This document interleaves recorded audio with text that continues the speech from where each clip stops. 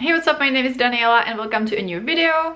So in this video I'm going to talk about some authors I'm probably breaking up with. So these are authors I read one or more books from, and yeah, either I used to really like them or I originally rated their books pretty high, but now I'm just really not feeling it. I'm not saying that I will definitely absolutely not read any of these authors' books ever again, because I mean, anything can happen. I'm a mood reader, so the mood might strike or the book might come to me in some weird way, or the curiosity might just get the best of me. But mostly I think that, yeah, maybe thank you next. And yeah, I always say that while it is important and fun to think about what we want to read, for me personally, it's quite helpful to realize what I don't want to read. This can also apply to life in general, so like figuring out what you want to do by figuring out some stuff you don't want to do. But anyway, let's just look at the list. So first we have J. Christoph. So granted, I have only read one book by J. Christoph, which was Illuminate, which is co-written with Amy Kaufman. It is a young adult sci-fi, it takes place in space, it is very action-packed, and originally I really liked it. I think I gave it 4 stars, maybe even 5 stars, I don't remember, but I also kind of felt like I was like a bit manipulated, emotionally manipulated while reading it, and I don't really like the feeling. So I unhauled the book and I didn't continue with the series. I DNF'd the series basically. And then there were his other books like Nevernight, which almost everyone was raving about, and even though I wasn't particularly interested, the hype almost got to me. But then some more negative stuff started to come out, and listen, I didn't even decide that I don't want to read his books after the last Twitter thing, or even the one before that.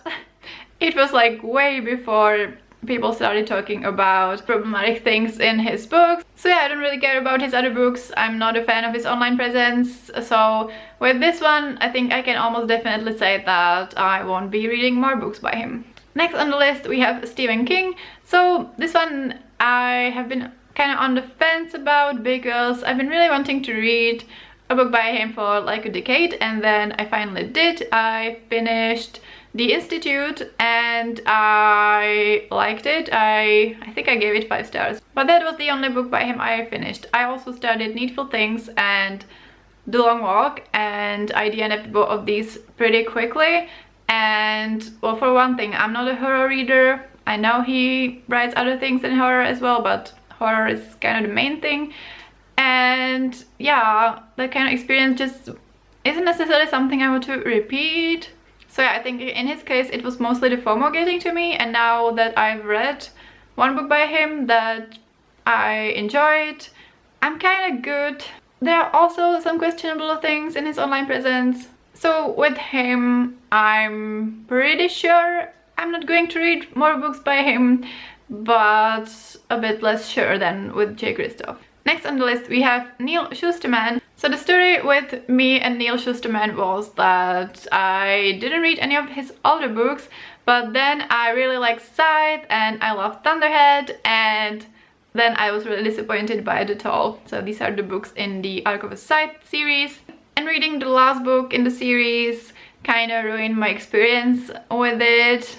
There are some things that kind of made me uncomfortable, and now I just really don't care about reading his other books. This is a pity because I really did like Scythe and Thunderhead, and you know, it almost seemed like I might have a new favorite author, or just an author I will want to read a lot of books from, but sadly it's not the case. So yeah, at the time I really enjoyed the 2/3 of the Arc of a Scythe series. I've since unhauled the whole series, and yeah, I think we're done here. Next on the list we have Rainbow Rowell. So from this author I have read Fangirl, and originally I gave it 5 stars, but I don't know, I kind of feel like the book lured me to do it. Looking back on it, I don't feel that fondly of it. I didn't care about fanfiction, which was like a pretty big part of the book, and the romance was like a bit weird. And while I could relate to some of the things, it definitely didn't really describe my college experience.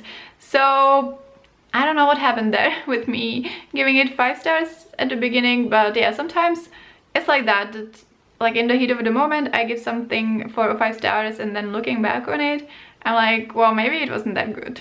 So I wasn't interested in picking up Carry On or the sequels or her contemporary, and then there was the thing with Eleanor Park. People were calling it out for being racist, and it was never really addressed, I think. So yeah, I'm pretty sure I won't be reading any more books by Rainbow Rowell. Next on the list is Margaret Atwood. So this is a bit of a tough one, because it's kind of literary fiction, and I studied English and Czech, so there's still some remnants of that pressure that like, I should read these books, I should like these books, or whatever. I only read The Handmaid's Tale a couple of years back, and I quite liked it, but I didn't love it, and I haven't read anything more from her. I'm not really interested to do so, and also recently, again, like Twitter things.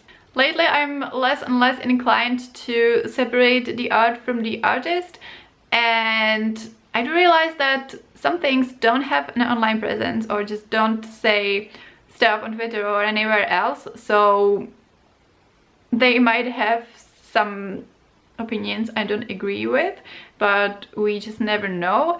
But if someone just has an online presence or says some things that are questionable, it just kind of puts me off. And yeah, there are just some authors that, you know, have been defending J.K. Rowling or have been saying questionable things about trans stuff or queer stuff in general. And yeah, I don't really like that.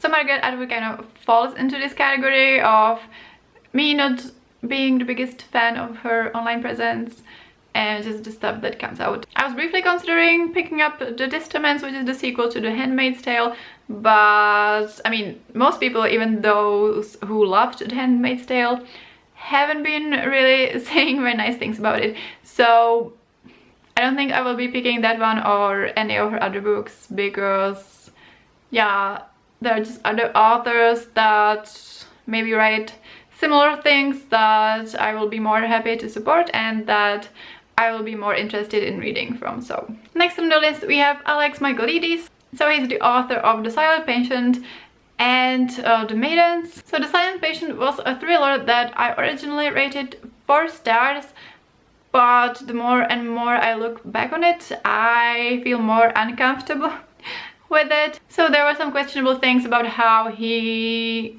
handled mental health and therapy, and looking back on it, I just generally didn't like the vibe and writing style. And actually pretty soon after finishing the book I knew that I wasn't going to be interested in picking up his other books, and when The Maidens came out, or when it was announced what it is about, I knew that I wasn't interested. And yeah, he's very popular with some people, but for me it's just like, yeah, no.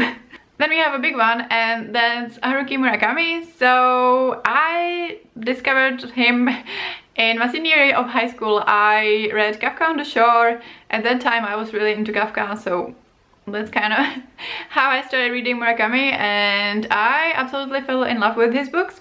And I read a lot of them, I even owned a lot of them. I think that was one of my first unhauls.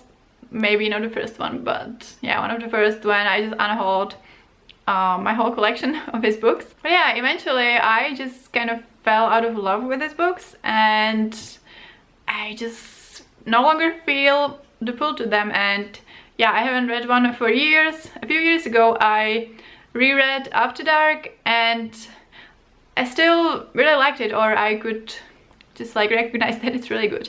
But yeah, since then I haven't read any of his other books that were coming out either in English or in Czech. There's still some slight pull to his books sometimes, like I see it at the bookstore and it's just like the old reflex or something, or like, yeah, I could read one of his books for like the old time's sake, but is it a good idea? Maybe I should leave our relationship in the past. Next we have Colleen Hoover. So she's one of the authors I'm not that sure that I won't be reading more books from, but I have read Ugly Love, and more recently I read Verity. I actually wanted to make a separate review on Verity. I don't know if it's happening anymore because yeah, I read it quite a few months ago now. But yeah, the problem with her books for me is that, well, they are very addictive, so I usually can fly through them pretty quickly, and I am hooked. Like, I have to give that to her. Like, yeah, she can definitely keep me interested in the story, but at the same time it's kind of like eating some really sticky candy or just too much pizza or something like that, because yeah, it kind of leaves me with a stomach ache. It's just those kind of books that can keep you hooked and maybe even make you stay up late, but then you don't really feel good about it. So, and obviously her books are really hyped, so it is possible that a book will lure me into reading it, but I think I would rather not. Next we have Mark Manson. So this is another kind of tough one because I really enjoyed his first book, The Subtle Art of Not Giving a Fuck, and then I read his other book which was called Everything is Fucked, and that was pretty bad. I don't see much stuff from him anymore on the internet, but yeah, although I really liked the first book, there are just some things about his rhetoric or his style that I don't really click with. So yeah, if he comes with more books, I probably won't read them, but we'll see with this one. And next we have an author I'm probably the less sure about, but at the same time she kind of belongs on this list, and that's Sarah J Maas. So my story with Sarah J Maas was that I wasn't really interested in fairy stories at all when I started BookTube, but I just gave it a try and started reading the Code of Thrones and Roses series, and I fell head over heels. And yeah, I gave all the books 5 stars. Well, not all of the books, the first 3. Then there was the novella Akofas, and yeah, that again ruined my experience of the whole series for me. And then I read the first Throne of Glass book and it was fine, but I didn't love it. And yeah, I haven't continued with the series, and I might not continue with the series. And now there are the new books, so the new book in the Code of Word, and then the Crescent City world. And yeah, I'm just not really intrigued that much anymore. But maybe with Sarah J Maas and me, it was just a phase and it won't happen again, but yeah, we'll see. So yeah, these are the 10 authors I'm breaking up with. Let me know where you stand with these authors, or if you have an author that you recently broke up with. Like this video if you enjoyed it, and subscribe to my channel if you want to see more. Thank you so much for watching, and I will see you next time. Bye!